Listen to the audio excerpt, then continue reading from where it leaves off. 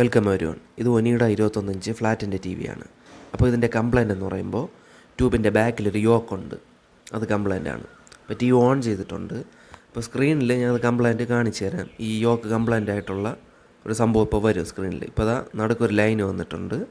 ഇനിയിപ്പോൾ കയറി ഒന്ന് വികസിക്കും. ഇതാ കണ്ടില്ലേ, ഈ ഒരു രീതിയിൽ നിൽക്കും, ഒരു ഇറഗുലർ ഷേപ്പിൽ ഇതാ ഈ ഒരു ടൈപ്പിൽ അങ്ങ് നിൽക്കും. അപ്പോൾ ഇങ്ങനെ വന്ന ഈ യോക്ക് കംപ്ലൈൻ്റ് എന്നാണ് അതിൻ്റെ അർത്ഥം.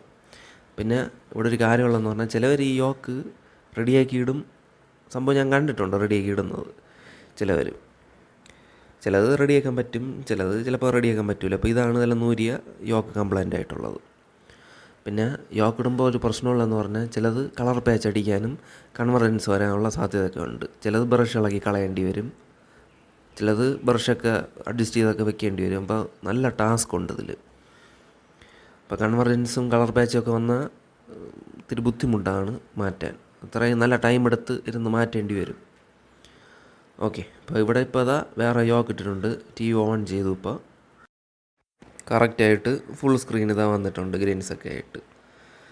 ഇപ്പോൾ യോക്കായിരുന്നു ഇതിലുള്ള കംപ്ലൈൻറ്റ്. പിന്നെ ഇതാ അത്യാവശ്യം കളർ പാച്ചൊക്കെ സൈഡിലുണ്ട്, പിന്നെ കൺവറൻസും ഉണ്ട്. അപ്പോൾ അതിന് നല്ല ടൈം എടുക്കും. അപ്പോൾ ഇതാണ് ഇതിലൊന്ന് മാറ്റിയ യോക്ക്, കംപ്ലൈൻ്റ് ആയിട്ടുള്ള യോക്ക്. പിന്നെ പുതിയതൊക്കെ ഇത് വാങ്ങിക്കാൻ കിട്ടും. ഇപ്പോൾ എത്ര 900 800 900 രൂപ എന്തോ ആണ്. ചില സ്ഥലത്ത് 1000 രൂപ, ചില സ്ഥലത്ത് 800 900 ആ ഒരു റേഞ്ചിലൊക്കെ നിൽക്കും.